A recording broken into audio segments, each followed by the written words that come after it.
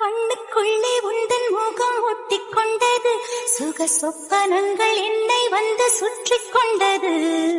என்னை விட்டு தென்றல் கொஞ்சம் தள்ளி சென்றது, நான் உந்தன் பேரை சொன்ன போது அள்ளிக் கொண்டது.